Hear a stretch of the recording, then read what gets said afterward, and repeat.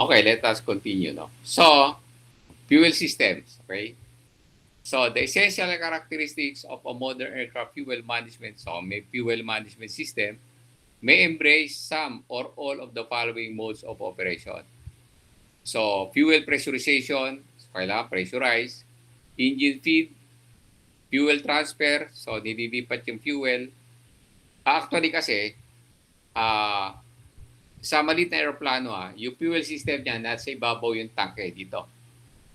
Okay? Nasa ibabaw yung tanke. Kaya napakadelikado eh. Katulad dito, sana ba tayo?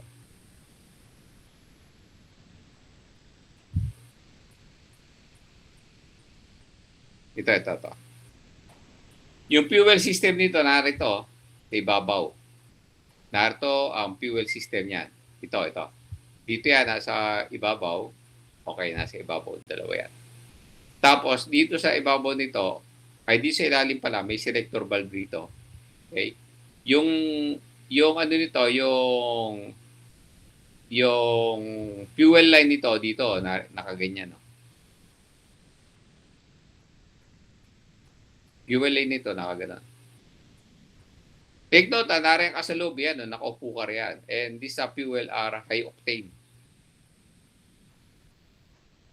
So, dito yan, no? Kaya pagka bumagsak to, lumabas ka agad kasi magtatagas yung ano yan, yung fuel, no? So, dito yan. Tapos meron niyang fuel filter ito na we have a fuel pump para ibato niya rin sa ibabaw. So, that is the orientation of the fuel system.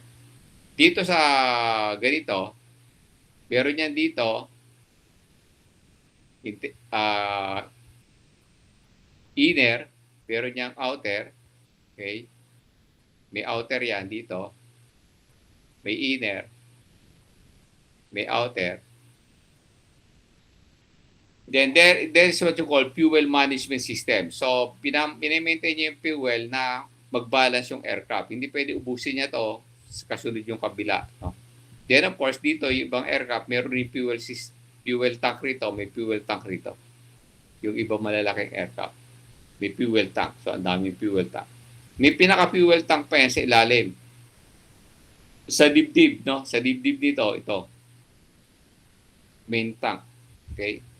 Pero yung structure dito, yung fuel tank nito, makapal yung aluminum na nakalagay rito sa side nito. Makapal. Noong kasi 747, no? Yung Japanese, di ba, binomba niya yung Philippine Airlines dati. Yung PAL, no? Binomba yan eh. Nilagyan rito niya ng improvised explosive device. Dito siya umupo eh. Dito siya umupo. Sumabog, hindi kinayang wasakin yung kasi sabi niya dito yung fuel system eh. So, pinaputok niya, hindi naman tumama. Okay? Patay nga lang yun kasi nila umalis siya eh. So, pag-alis niya, nasa papuntang Japan, bumalik sa Pilipinas yung aircraft kasi nga nagkaroon ng explosion sa loob. So, yun. So, yan ang fuel system niya, no? So, palaki ng palaki yung area na binibigay. No? So, dito na tayo.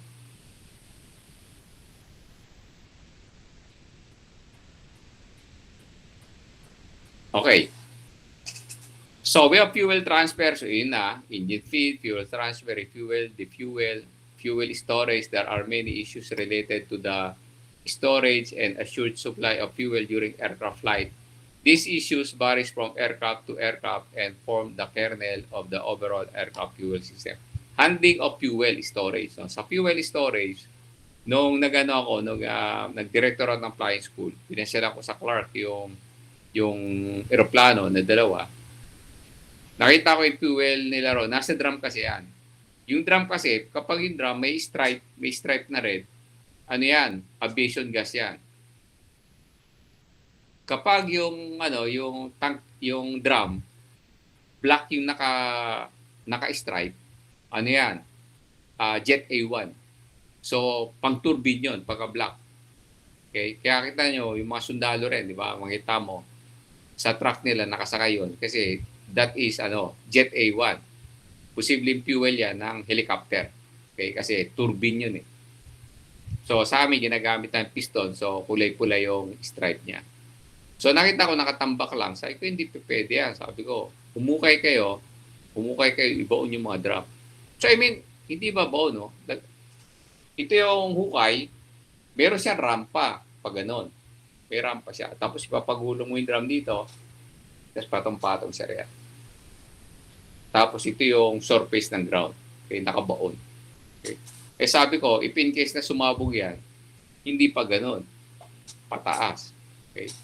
So I just know to, bakit ganon? Tagal-tagal na nila roon. Hindi nila sinasikaso. Okay.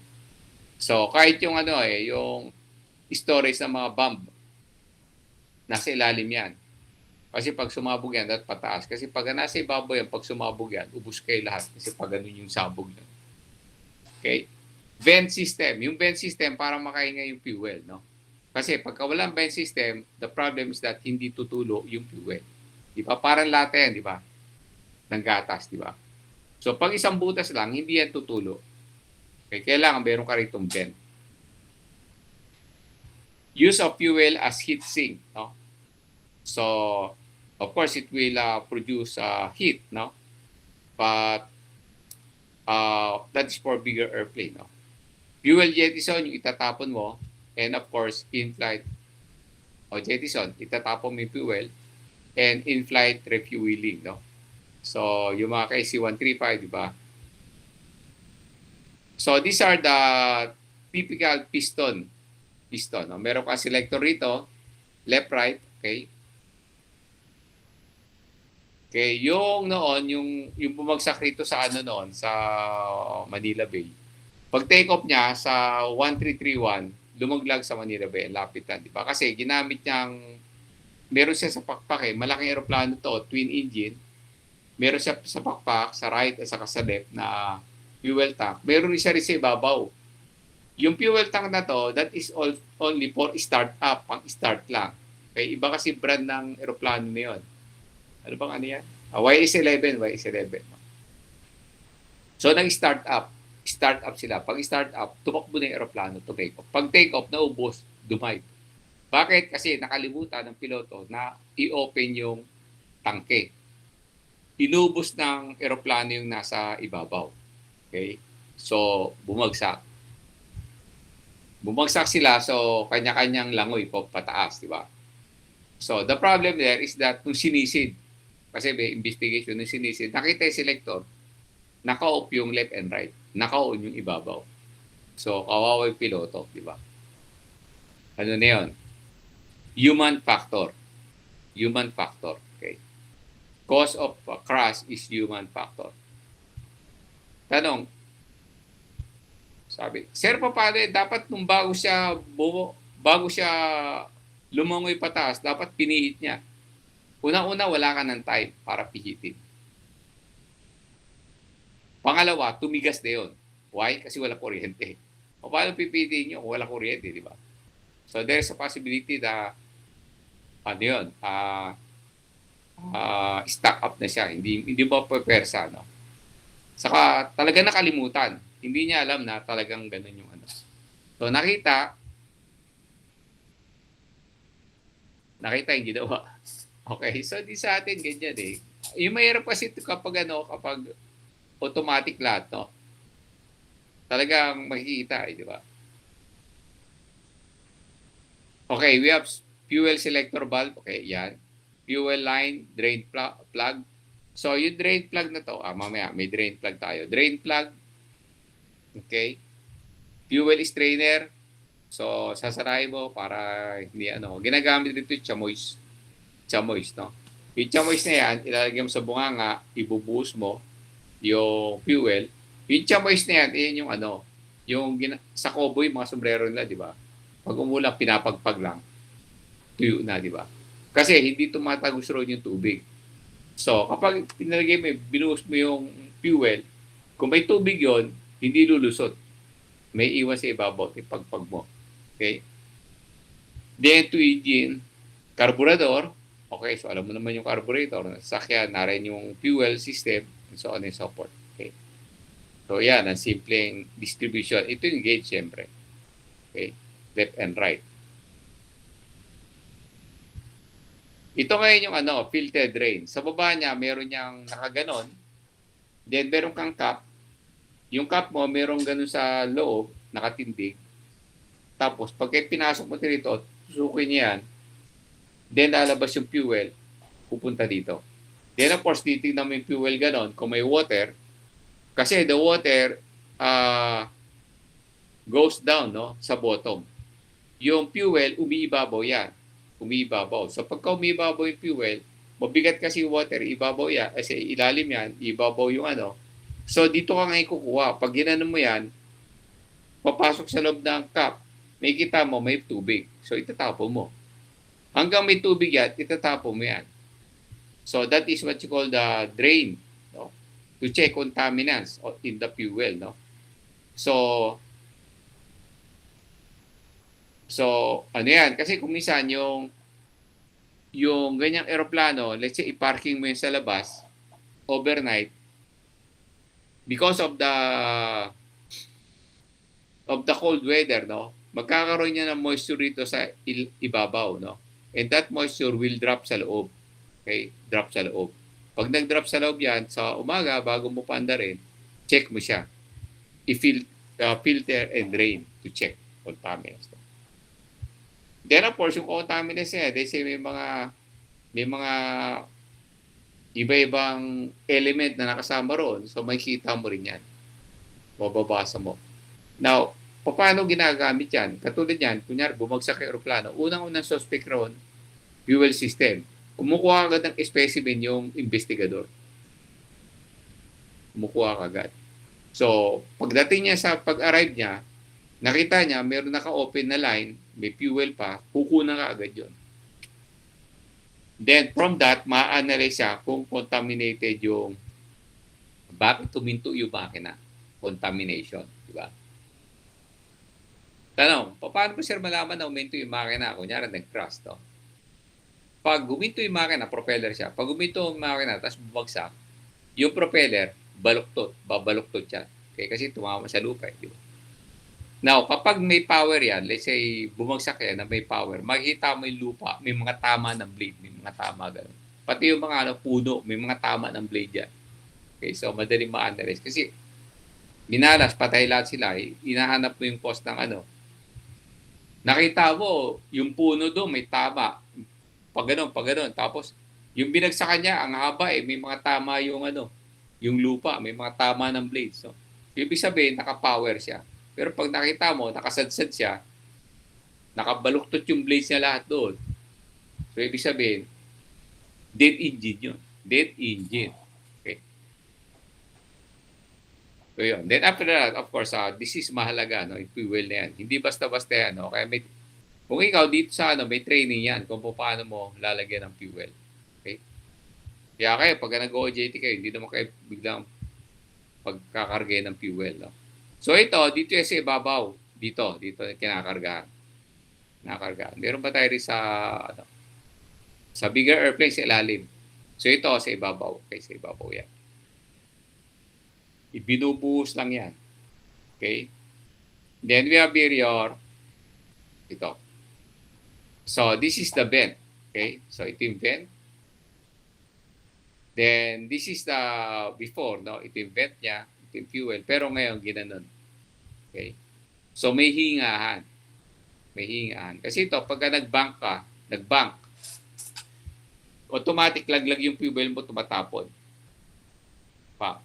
Okay? So, ito, yung kabila, meron ka namang limitation kung ilang angle yung bank mo Kasi baka pag sumobra ka, tatapon yan. Okay? So, merong banking angle na record yung aircraft, kasama na roon para hindi mag-leak yung vent, no? Yung fuel. Nung minsan nag-taxi kami ng 172, no? Cessna 172. Itetest lang namin kasi i-run up lang. So i-run up namin doon sa dulo sa may foxtrot. So, pagsakay ko dito sumakay sa kaliwa sa pilot dito si Captain. Nakita ko meron rito nakasabit sa labas. Sa labas may nakasabit na bote ng Coke. Nakatutok sa ano kasi tumutulo. Tumutulo. Sabi ko, napakadelikado yan kasi pumapatak-patak sa loob ng bote, di ba? Sabi ko, ano na lang natin, gamitin natin yung kabila. I-shut down natin to. So, nilagay namin doon lang. So, walang tulo, di ba? Kasi hindi naman kami nilipad. Pwede naman yun, di ba? So, ito lang ginamit namin yung nasa right. Okay, so, punta roon. Okay, kasi nakakailang na nakikita mo sa labas ng eroplano, pumapatak-patak-patak-patak gano'n. Yung kulay blue na fuel. So, ayan, no? So, ito lang yung vent, di ba? Lahat yan may vent, eh. Kahit yung mga sink natin, di ba? Sa lababo, may vent yan. Kasi kung walang vent yan, hindi yan lalaglag. So, we have here the fuel vent, yan, no? Then, we have yan nakalagay na remove before flight. So, may kita nyo ito, yung mga bag, di ba? Meron nga akong bag yan, eh. Okay? Ito, pag take off ka na, lahat na tong remove before flight na to, dapat tatanggalin mo kasi nakalagay, remove before flight. The problem is that, kapag nakalimutan mo, what will happen is that insufficient yung fuel flow mo kasi barado yung vent. Okay? Mahirapan. Anyway, it will be sucked by the fuel pump. Kaya mahirapan yung fuel pump kasi may nakabara. Okay? May nakabara. So, yun yung issue yan. Then, of course,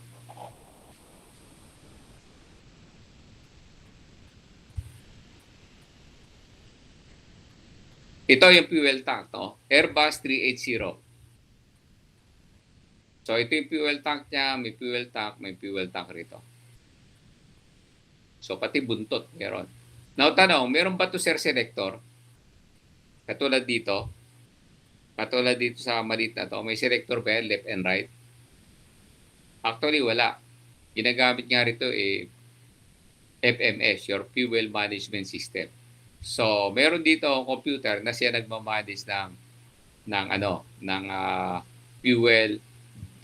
fuel use, no? Now, tanong, bakit ganyan, sir? Ganyan. Ito kasi per cell yan. Cell. Nasa loob yan ng cell. Okay? So, yung mga fuel na yan nasa loob ng cell. Yung purpose nito is that pag nag-back yung aircraft, yung fuel hindi tatakbo lahat dito. Kasi may divider eh. Okay? Now, tanggalin mo yung divider, no? Pakita mo yung scenario yan. Tanggalin mo yung divider. Oh. Yung tanke niya diretso. Tanke rito diretso. Pag yan nag-bank, lahat ng fuel pupunta rito. So what will happen? Hindi na makakabawi yung eroplano. Hindi na makakabawi yan. Kaya per cell yan. So yung movement niya, sa loob niya lang. Kunyari ito. Pagka gumanon niya, dito lang siya. Yung dito lang siya. Hindi siya all throughout na pupunta doon sa pinakadulo. Di ba? So may cell yan. May cell. Ito ngayon, pinapasok to ng nililinisan to. Kasya tao rito, pumapasok sa fuel tank. Okay? Pumapasok sa fuel tank. Now, would you believe na yung fuel tank na to sa loob may electrical wiring sa loob? Ito malupit, may electrical wiring. Pero, sa electrical system na yun. So, yan, no? So, ito, pinapasok to para linisin. Okay? So, kasi may estudyante kami na, pero aircraft maintenance, hindi ko ba na-handle kasi aero yung na-handle. Graduate yun, pero wala siyang Maliit lang siya, maliit na bata lang eh.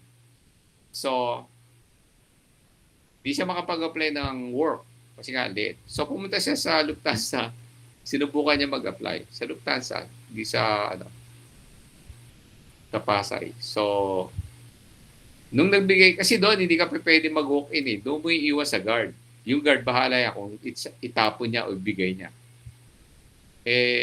Ibinigay niya. Paglabas niya, naglalakad siya palabas ang gate. Pumasok yung German. Yung German huminto sa guard. Sabi niya, I saw that kid. Sabi gano'n. What is business? Sabi ng guard, sir, applying. Applying for a job. Sabi, credentials siya. Pinatawag siya. Would you believe hinire? Hinire. Trabaho niya, pumasok lang rito. Maglinis. No? Siyempre, nakamask ka, lilinisin mo. Kasi yung mga naroon, mekaniko matatangkad, hindi magkasirit sa loob. Okay? Nahirapan sila magmaneuver sa loob. Okay? Siya, pwede nga tumayo. Sabi nga lang, pwede nga tumayo yan eh. In-interview siya, sabi niya, dati sir, ako eh. Naglalaro siya. Loko rin eh. Sabi niya sa German. Na-assign raw siya sa C-130. Kaya niya mag-basketball sa loob ng fuel tank. Sabi niya, kasi balik talaga eh. Sabi ng German. Sabi niya, here you can play golf. Sabi niya, inside Kinalit pa siya ng gusto eh. Pero yung naging issue rin, tao sa kanya, special tools. Special tools siya. Bakit? Kasi hinihiram siya sa kabila. So, pupunta yung boss. Pero naman yan, iyan namin yung isang aeroplano. So, naging siya, naging functional siya doon, no? So, gano'n, no? I just don't know, nasaan. Wala nang balita eh. Baka nakalimutan na, baka natulog doon sa loob. So, yun, no? So, yun. Maraming kasi yan eh, sa industry natin. Maraming bloopers yan. Okay? So, we have built the fuel jettison. Okay? So, yan. Fuel jettison is when you will you will eject, no? The fuel outside because of the emergency procedure.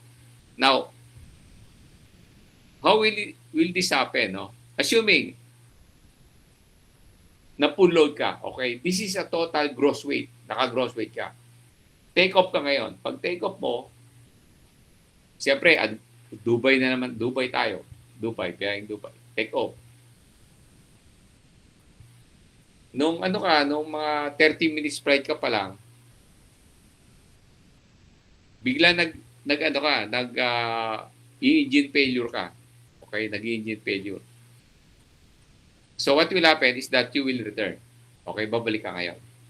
Pagbalik mo rito, hindi ka basta-basta lalanding. Bakit? Kasi pag lumanding ka, masisira yung landing gear mo. Kasi yung landing gear mo, hindi siya design doon sa landing weight na yun. May landing weight na tinatawag. Okay? Yung tanong, sir, bakit kanina nakapatong niya rin? Hindi. Sinusuportahan niya lang yan, yung weights niya. Nung tumakbo siya, lumipad siya. Dito, sinusuportahan niya yung weights niya at sinusuportahan niya yung impact ng gulong. Di ba? So, pag tama niya, ang lakas niya. No? There is a possibility na masira yung landing gear. So, yung aircraft, iikot siya doon, itatapon niya yung fuel niya. Over water. Hindi over subdivision. Over water. No? Pagka tinapon niya roon, saka siya babalik. Siyempre, magtitira ka naman, pabalik. No? So, saka kalalanding yan. Para safe yung aircraft. Kasi magsasapi rin yung structure ng aircraft. Masisira yan. Baka masira yung landing gear mo because of the bigat. No? So, yun niya. Kaya may fuel jettison. Now, the problem there is that pinagbawal yan ng environmentalist. Sinabi nila, ay hindi pa pwede yan kasi napopollute yung yung dagat, kaya yung tubig. So, ginawa ng US Air Force, nag-design sila ng ganyan na paglabas ng fuel, sinusunog. Kaya ibig sabihin, umaapoy yung pakpak mo kasi sinusunog mo yung fuel. The problem, nireklamo na naman kasi nga environmental. Kahit saan ka pumunta. Kasi nga yung smoke, di ba? So, stalemate, wala nangyari. So, jettison pa rin. Kasi ang daming problema di ba?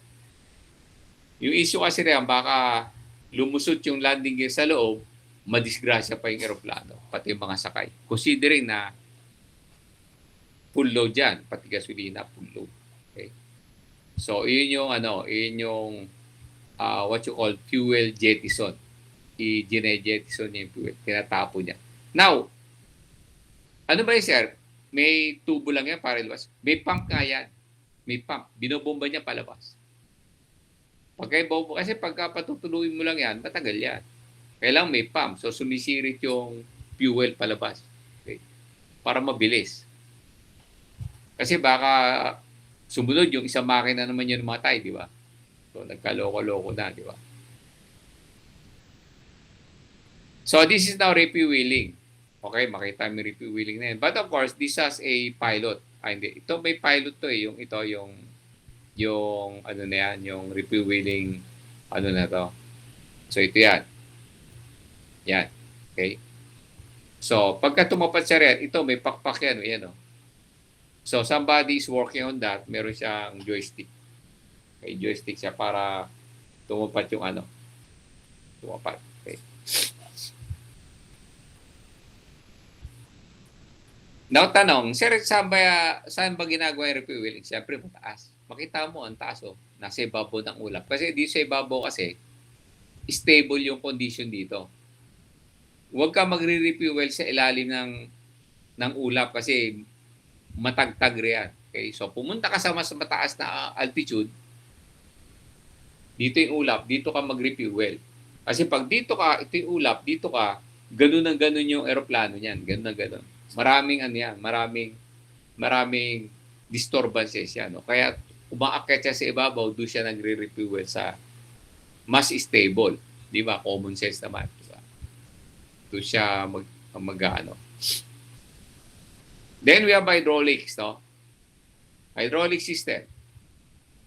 Majority of aircraft is used today need hydraulic power for a number of tasks. Actually, yung hydraulic kasi mabigat, no? Now they are introducing the mechatronics. Okay, mechanical electronics ginagamit. Pero the mechanical electronics system, hindi siya nakakapagbigay ng puwersa na kasing lakas ng hydraulic. Di ba? Nakakita ka na ba ng jack ng sasakyan na mechanical electronics? Hindi, di ba? Meron siyang hydraulics, di ba? O kaya di-thread siya para lang makapag-produce ng mataas na force, di ba? So, yun. So, yun yung maybe yung mga mechatronics, yung mga sa pinto, gano'n. Pero pagka malalaking system, hindi pa pwede na ng mechanical electrical. So, ibig sabihin, mechanical electrical, para ito iusog ko roon, ito may motor to. May motor. Pag umandar yung motor, itutulak niya. But this will produce sound. Gaganon yan. So, yun. So, it will produce sound, di ba? Many of the functions to be performed affect the safe operation of the aircraft and must not operate incorrectly. Okay, must operate when commanded, must not operate when not commanded, and must not fail to totally under single failure condition. So, sa isang failure niya, hindi dapat siya mag-fail. Meron siyang tinatawag na backup. Must not fail totally under single failure condition. So, meron tayong tinatawag na fail-safe at saka safe fail. Okay? Yung fail-safe, dapat i-identify mo kung replaceable na yung parts. Okay? Pagka safe fail yun. Pagka fail safe, nag-fail siya, pero safe pa rin siya. Bakit? Kasi there is a backup. Safe fail, again, safe fail, yung aaralin mo kung kailan mapapalitan siya para hindi siya mag-malfunction. Yung isa, nag-malfunction na, pero hindi maapektuhan yung aircraft kasi meron siyang backup. Okay, may backup. May backup tayo rin. So, ano yung ginagamit na ng hydraulic power? Okay, elevator, rudder, aileron, and canard wheel. Okay, kasi these are the ones that is using high pressure, no, caused by aerodynamic force on the surface. Okay. So secondary flights, ito naman. Then utility systems, no, undercarriage. So undercarriage is landing gear, wheel brakes and anti-skid. Okay, wheel brakes, actually yung wheel brakes natin, ginagamit yan hydraulic fluid. Pero meron yan tinatawag na emergency brakes. So ito yung gulong, nagpe-preno yan, no? May fluid na pumapasok riyan. But this is ABS, no? Automatic braking system. Hindi yan, pag brinake mo, hindi yan naka-steady. Kasi magagasgas yung gulong, mauubos. So, pagka nag-apply ka ng brake, pag ganun-ganun yan. Okay? Stop. Yan siya, automatic braking system. Hindi siya totally, hinto, no? Now, ano yung sir? Ano yung emergency brakes? Emergency brakes, kunyari, hindi gumagana yung hydraulics mo, one time lang to, ibibigay mo yung emergency brake, tatakbo doon, hangin. Yun yung pneumatic. Itutulak niya yung piston. Kaya lang, yung issue riyan, pagpasok ng hangin, one time lang yon. So, yung hangin na buo, yung nasa container, pasok yan, lock. Pag lock yan, skid yung i-skid yung wheel, no? O yung tire. So, gas-gas yan. Okay? Kung bisa, sasabog pa yan kasi ubusin siya ng runway. Ubusin. Okay? So, dito, pagka hydraulic, siyempre, meron kang anti-skid. So, ABS yan, no? ABS, hindi yan mag-skid, so on and so forth. So, in-apply mo. The problem is that pagka in-apply mo ng pneumatics yan, no? Emergency brakes, yung aircraft, grounded, iga-ground. Then, papasok rin yung engineer. Yung engineer, i-analyze niya kung tama yung decision ng piloto na in-apply ng emergency brakes. Now, if it happens na yung findings mo, hindi dapat kawawa yung piloto. Kasi unang-una, pag iyan, na AOG yan or aircraft on ground, malaking pera yung nawawala sa airline. Okay. So, yun. So, yun sa brake system natin. Okay. So, parking brake. Okay, may parking brake rin yan. Then, nose wheel steering. So, yung nose wheel, kasi malalaking aeroplano like this one, yung nose gear nito, meron niyang steering. Pagka maliliit lang pwedeng gamitan ng pwedeng gamitan mo ng rudder. Rudder lang gamitan mo, liliko siya. Okay?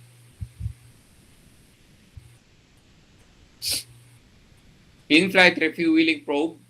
Okay. Yung probe, yung gano'n, in-flight. Then you have cargo doors, loading rampa, cargo doors yung sa ilalim. Okay? So pagka-landing mo, di ba, binubuksan yung door sa passenger stairs, bomb bay doors, yung sa military, gun forging scoop, okay, military, canopy actuation. Makita mo may mga actuator yan dito. Okay? So these are the primary controls. Okay? So, elevators, all moving, tail surface, military, all moving, no? So, pagka all moving, yung tail, like horizontal stabilizer, primary control yan. Rudder, aileron, yun. Flaperon, let's say combination of aileron and flaps, okay? So, still, that is a primary flight control. Then, we have canards. Secondary, flaps, slats, spoilers, air brakes, stabilizer trim. Utilities, no? Landing gear, brakes, gear, steering. Dito kasi yun para gumalaw yung...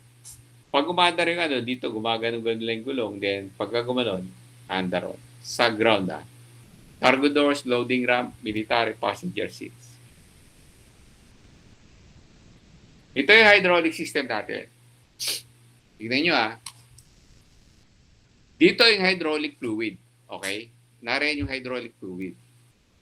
Meron tayo itong pump. Itong pump na to, kapag umandar yung yung makina, aandar yung pump. Kasi nakadirekta yan, nakakabit yan. Okay? Para sa sasakyan natin, nakakabit yung pump, di ba? May pump. Yung pump na yan, hihigop yan ng fluid dito. Hihigop. So, the fluid will pass through the filter para ma-filter niya. Then, pupunta yan dito, pupunta roon, pupunta roon. O, we have accumulator. Accumulator na to, meron tong fluid at saka may pressure yan. Okay?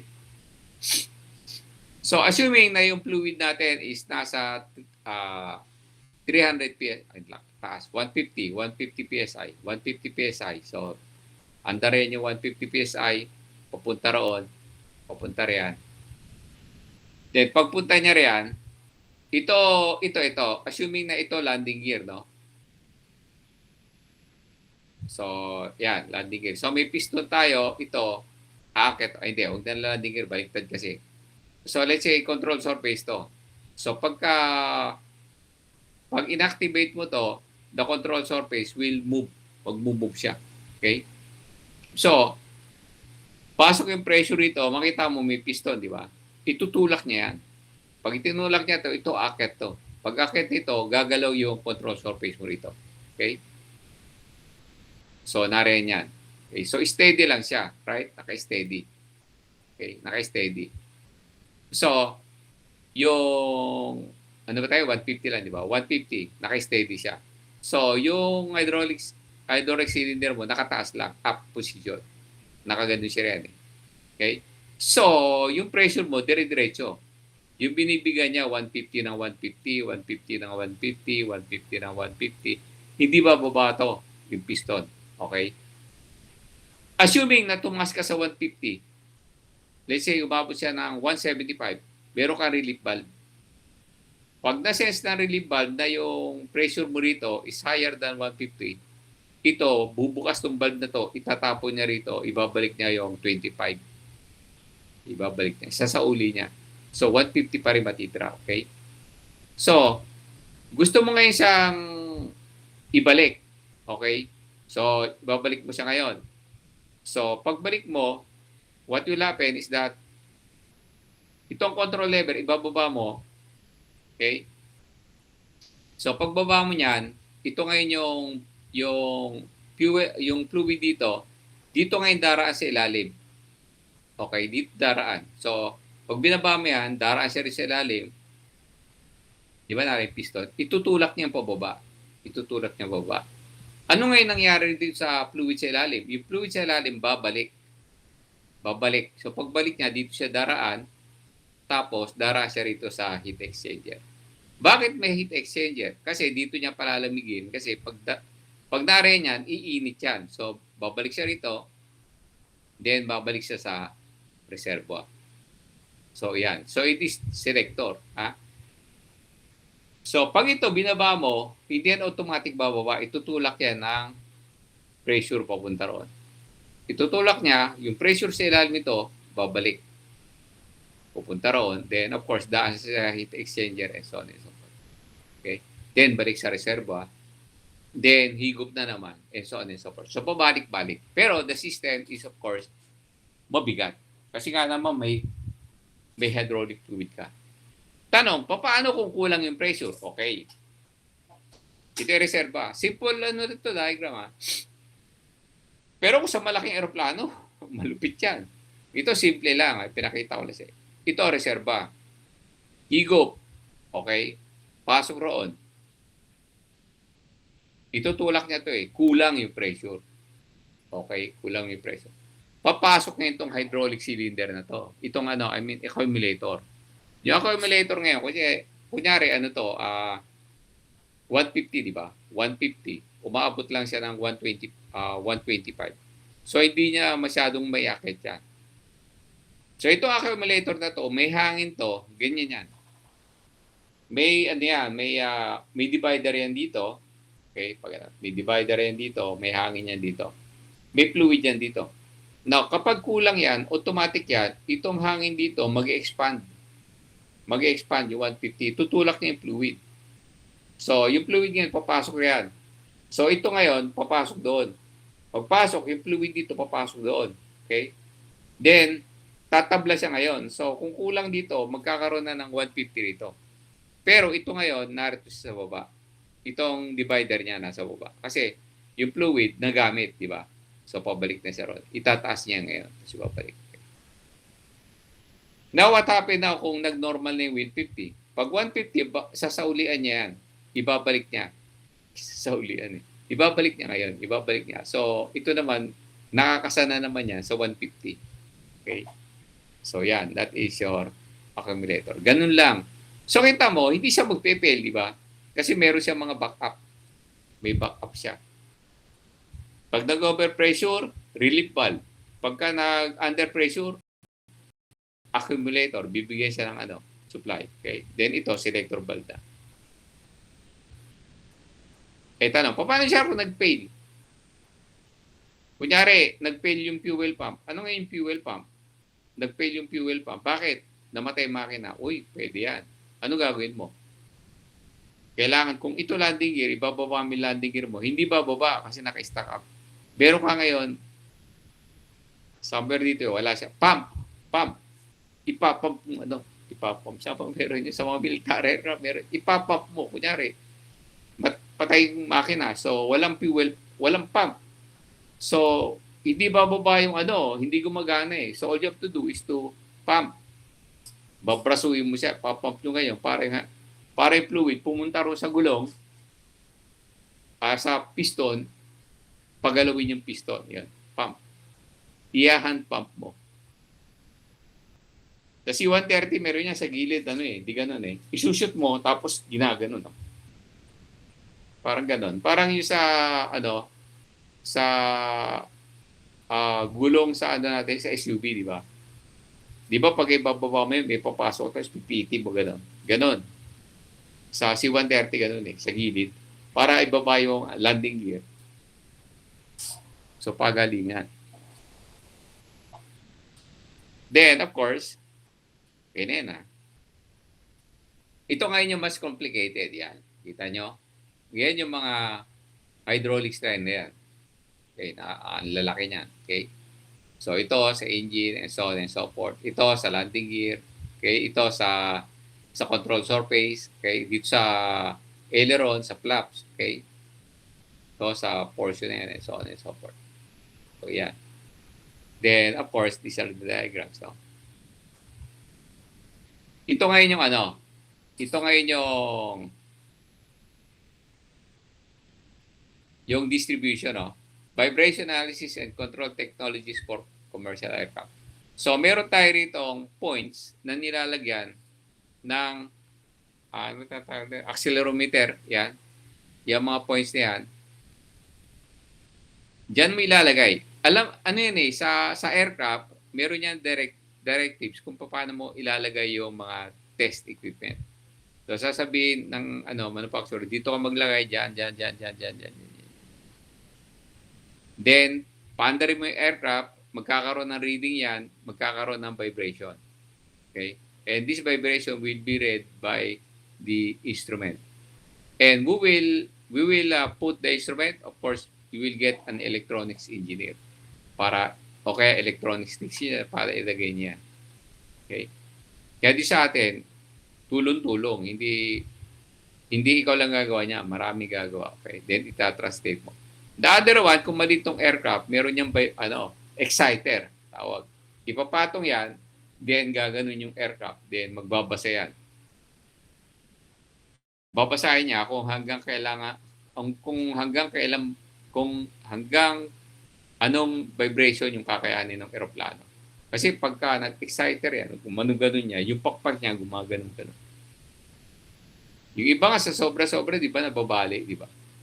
So, siyempre, makukuha mo yung limitation ng aircraft structures mo. Basta natin. Then, this is the pipeline damage due to vibration. Yan. So, this is the damage, no? Pakita pa natin iba. Yan. So, these are the vibration. Now, kapag meron siyang failure, no? Makikita mo naman yan, no? May tumatapon na fluid yan. May fluid. Okay? Kaya, kunyari, outer tube, yan, nagasgas, May gasgas. Why? Ito kasi, nung nag-vibrate siya, tumatama siya sa metal. Yan, parang inat-ngat ng daga, di ba? So, yan yung ginagawa mo, ini-inspect. Ini-inspect yan from time to time. Pag ikaw naman lilipad, mag-360 degrees inspection ka, sisilipin mo. Pag ikot mo ka, nakita mo may marka ng hydraulic fluid dito, huwag ka muna lumipad, ipacheck mo. Ipacheck mo muna. Okay, unang-una, nervyoso ka, di ba? Kaya, i-check nyo muna yan. Ito makikita mo sa linya. No? So, para hindi siya magbe-break, lalagyan mo nito ng support. Yan. So, dito yung, ito yung tubo mo sa loob. Okay, yan yan. So, this is rubberized na metal lock, no? May rubber pad yan, yung tubo naroon.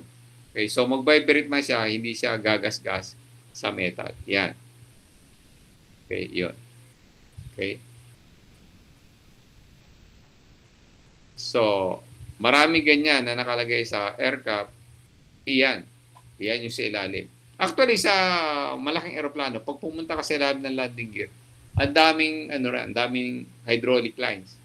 Hydraulic lines. So, parang barangay yun. Yung ng water, no? Dami doon. No?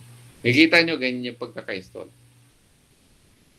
And take note nga pala, yung hydraulic fluid natin, highly combustible.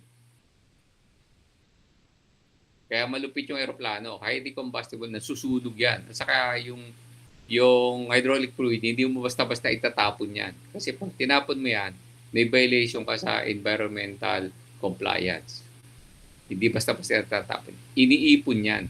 Iniipon sa drum, then somebody, disposal company will get it, you will pay, and they will the one dispose it. Para sa di ba, sa Shell, di ba, pag nag-change oil ka, di ba, hindi naman tinatapon. Iniipon nila.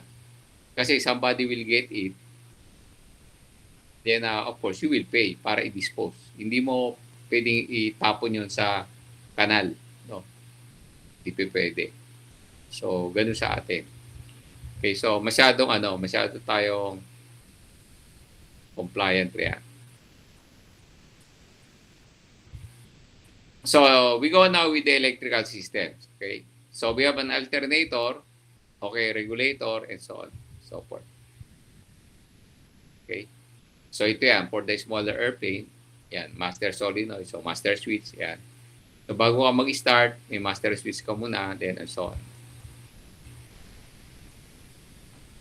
So, the alternator is nakakabit yan sa engine, and this will produce kuryente. Okay? Now, we have what we call ground power unit. Assuming na nakababa yung aeroplano mo, then it is being prepared to fly. Lagyan mo yan ng GPU. May receptacle yan dito, isasalpak yan, magkakaroon ng kuryente sa loob. Then, you can use now the air conditioning system. Okay? So, may air conditioning system ka na, gumagana yung air conditioning system mo. So, kahit ikaw, nagtatrabaho ka sa loob dito, hindi umaandar yung engine. Kasi yung engine, narin yung generator. Sabi yan.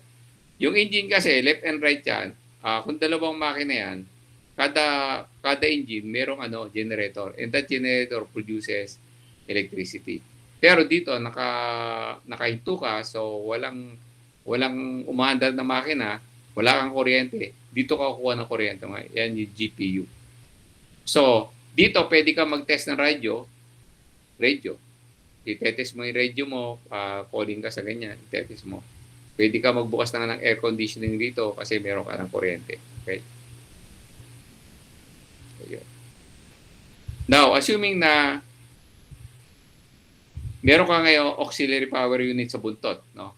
So, meron ka ng kuryente sa GPU, then, aalisin mo na to kasi nakaharang, paandarin mo na yung APU mo ngayon. Pag andar ng APU, this APU will produce electricity, tanggalin mo na yung GPU mo. Tanggalin, paalisin mo na yan. Okay? So, ngayon, umaandar yung aircraft mo due to the APU. Now, ito, maliit yun, pero turbine. Kita yung sura, may compressor, may turbine blade, yan. Dito yan humihigop sa ilalim. Meron yan hinihigop din sa ilalim. Ito kasi totally nakabukas. Dapat yan, slot lang yan. Slot lang. Ito. Ito kasi nakabukas nakabukas yan todo. Pero meron niyang slot, yan lang yan, may pinto yan. So yung pinto na to, siyempre may hydraulic to, itutulak niya para magsara or hinahatak niya para bumukas. Then dito ngayon, since may kuryente ka na, gagana na to. Pag gumana siya, hinatak niya, humigo, pinaandar mo, kasi nag-high pressure, pinaandar mo, umandar na siya, nag-supply siya ng electricity. So pag supply niya ng electricity, tanggalin mo na itong GPU kasi meron ka ng kuryente. Now, pagka nag-boarding na tayo sa aeroplano, di ba? Pag nag-boarding na tayo, pagpasok natin sa cabin, maginaw na, di ba? Kasi may air conditioning, umaandar to. So, nakita mo yung engine natin, hindi pa umaandar. Mamaya makita mo yung engine na isa, umaandar ang gagana, di ba? Umaandar na siya. So, pag umandar yung generator doon, nagbibigay na rin ng kuryente yon. Okay? So, all you have to do is to off the APU kasi meron ka na, hindi mo pwedeng sabay-sabay niyan. Meron ka na generator.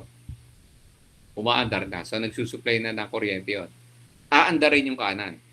So, dalawa na. So, dalawang generator yung gumagana. Okay? Now, as in top view rito. Dalawang generator. So, ito yung APU natin. Okay? APU natin dito. Yan. So, gumana na to. Okay? Meron na siya ritong kuryente na ibinigay. Gumana na to. Meron dyan generator dito. May GAN, may generator dito. So, tanong, paano siya redistribution yan? Ito yan, hati. Hatiin natin aircraft. Lumiko. So, basta hati yan. Itong generator ito, nagsusupply ito ng kuryente dito sa kaliwa. Ito, nagsusupply ito ng kuryente dito sa kanan. Okay, nakuha nyo. Let's say, lumilipad yan. Biglang itong generator na ito, nag-shutdown. Bakit nag-shutdown? Kasi namatay yung makina. Okay? Kasi nakakabit siya directly connected. So, namatay. What will happen now? Yung dito sa right side, walang kuryente. Since umaandar to, walang kuryente right side. Magko-cross speed ngayon yung kuryente doon. Yun. Susupply niya pating kanan. So, tignan niyo, lupit, di ba? Kaya sabi na sa inyo, 1:1 million tong eroplano para ma-aksidente. Pupunta rin yan. Okay? So, yan. Okay? Then, afterwards, we have here your, let's say, meron ka rin, may battery pa to eh. So, dito ngayon, naka-charge to ng 48 volts yata. Okay? So, let's say, namatay na to. Okay? So, wala kang kuryente. Pwede mong APU. Okay? So, magbibigay yan. Pero, wala ka ng power kasi di umaandar. So, most probably, palaglag ka na. Okay? So, kung palaglag ka na, shutdown mo na to. Shutdown. Emergency procedure, shutdown mo na. Bakit? Kasi pag ito umaandar, tapos may fuel na hinihigop to, pag ito bumagsak, sasabog yan. Kasi meron kang rito live siya. So, yan. Yung problema, wala kang instrument, di ba? Now, dito sa ilalim na to, may tinatawag ditong rat. Lalaglag yun. Yung rat. Yan o. Daga. Rat. Okay? Yung tawag rin is ram air turbine. Ito yung tsura niyan.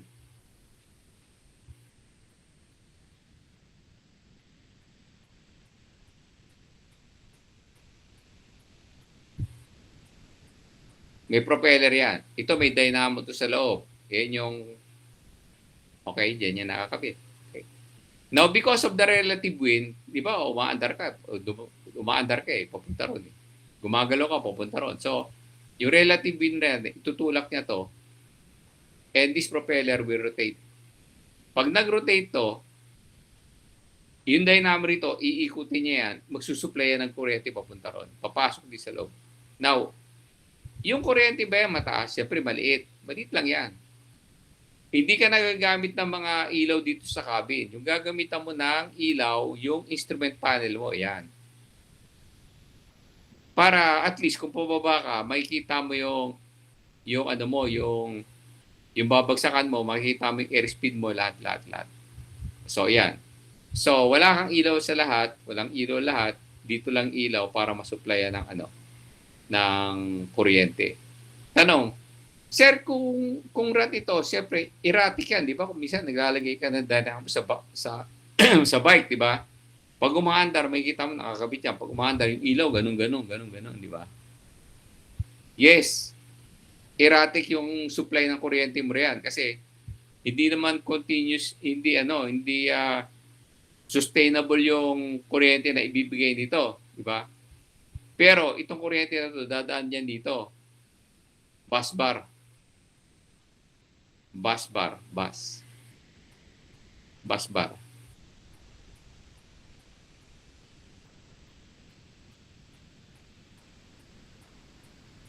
Then i-distribute niyan.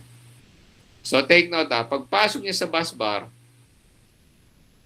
para pipilterin yan, yung bus bar ngayon, magsusupply yan ng voltahe dito na fix. Hindi erratic. Erratic to. Erratic yan. Pero, pag lumabas siya sa kabila, hindi na. Okay?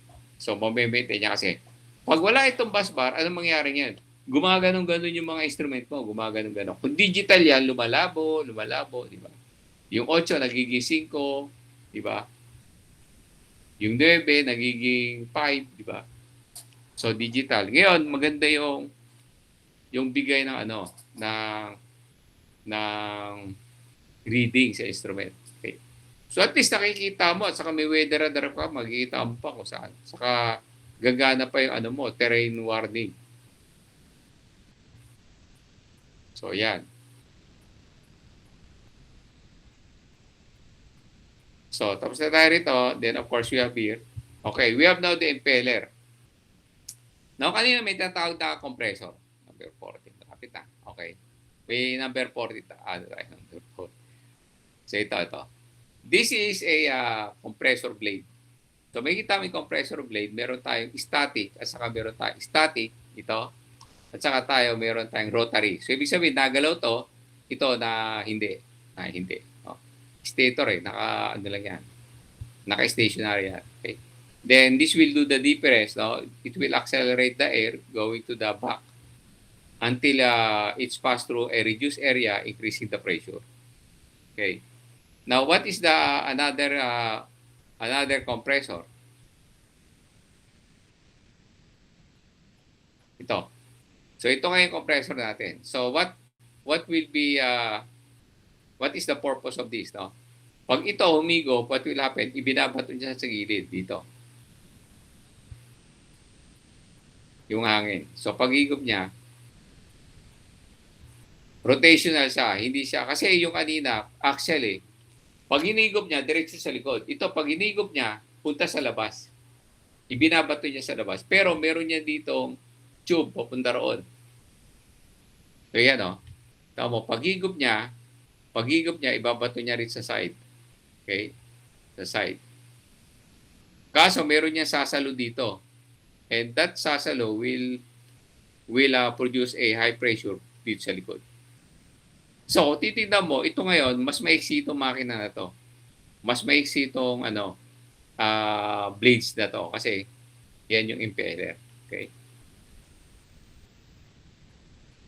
So, yun. So, dalawa, isang axial, isang rotational na production ng pressure. So, ito. So, this is the civil aircraft electrical system. Okay? So, this is the generator na sinasabi ko kanina. Ito pa lang pala. Ito, generator. Okay, supply left and right, kanya-kanya, di ba? Then, of course, we have the rat. Ito, sa ilalim doon. So, yan. Yun nga simple. Pinibigay ko lang sa yung simple explanation lang kasi kung hukayin natin to, masyado marami tayong pag-usapan rito eh. So, yan, no? So, basta dito, left and right yan. Yung, niyan. Airbus, left and right. Kaya ano hindi maubos, hindi to ano hindi to mawawala ng kuryente. So, 'di ba sabi, dalawa lang naman yung hinahanap para umandar yung makina eh. Kuryente at saka fuel, 'di ba? Pag wala yung kuryente, hindi andar yan. Kahit may kuryente yan, may walang fuel, hindi rin aandar, 'di ba? Pero pag kompleto yan, kahit ano pa gawin mo, aandar at aandar yan. Okay? Para last na to. Okay, we have here the current architecture with 4 different energy vectors. Okay? So, ito yung apat, no? Pneumatic, electrical, hydraulic, and mechanical power. So, color-coded yan. Okay? So, electrical natin, yan, yung mga kulay green. Okay?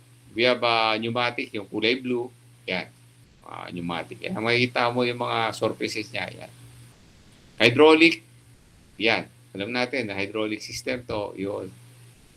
Then we have mechanical power. Mechanical power ito.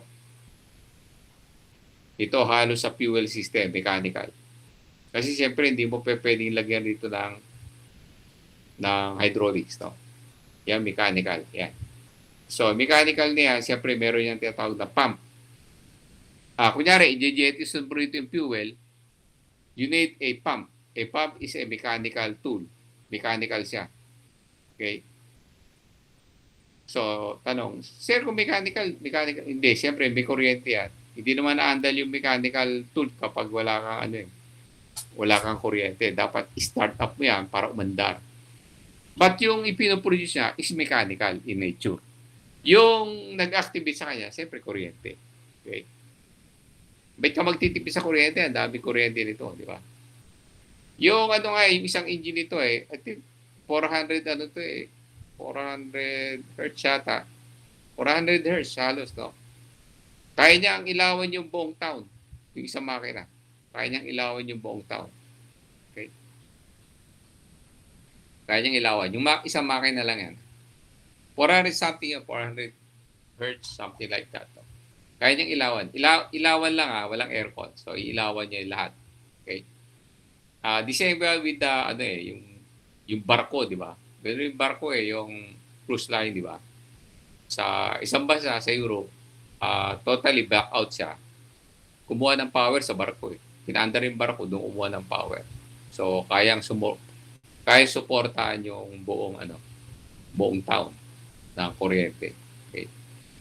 So yan, ganyan kalakas. Okay? So hindi ka na mimiligro in terms of safety. Okay?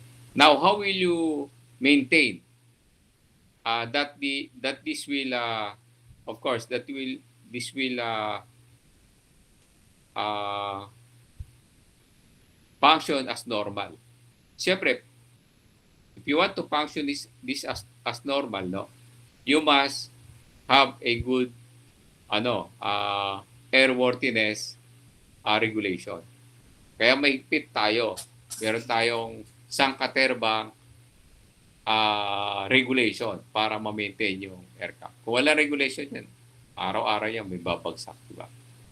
Kaso, matindi yung matindi yung regulatory natin regarding sa safety. Okay? Kaya nga di ba sa hangar nakalagay safety first. Kasi dati nakalagay sa hangar zero accident, di ba? Alam mo, kinontes yun noon. Kasi iba lalagay, zero accident. Tanong, kung zero accident ka ba, safe ka? Yung question. Pwede hindi. Pero zero accident ka, pero hindi ka safe. You're not doing the right thing. You should be doing the things right, di ba? So, ginawang safety first, di ba? So, wala kayo, basta nakalagay kay Air Force na nakalagay, zero accident, pero pinalitan ng safety first. Safety first parang di ba? Sama-sama together na yun. So, zero accident. So, yun nga, magandang tanong na kung zero accidents ka, safety ka ba? nilagay mo naman, safety first. O, pagka safety first, zero accident ka sigurado. Di ba? Pag tinanong zero accident ka ba? Safety, safety. Sumusunod kami sa safety. Pero pag tinanong ka ng zero accident, sinabi ka, zero accident ka, safe ka ba? Parang hindi, di ba? Baka nagkataon lang na, baka naman kasi hindi lumilipad yung mga aeroplano mo, kaya zero accident ka, di ba? Hindi ka tulad sa kabila, araw-araw yung lipad, di ba? So, yun. So, I think this is all for now. Okay.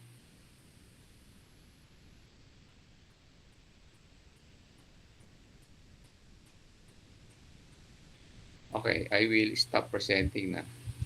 So, yun, no? So, umaandar na yung metro natin. So, next meeting, no? Ito kasi ang gulo-gulo ng nung yung natin rito. Hindi ko magamit yung iba. Katulad na, stop presenting at tagal gumana. Okay, I will check for the others. Now, yung isa na wala na. So, iniwan na tayo nung isa. Classmate nating isa, no? 41 tayo kanina, including me. Kung ngayon, 40 na lang. Ang aga, bakasyon na. Okay? So, wala tayong magawa. Iniwan na tayo. Kamadali. Wala pati mga mga list of students, wala tayong na. Wala. Pati list of students, hindi ko mahanap kung nasaan dito. Option. Ayaw pag gumana ng iba. Force and probably wala.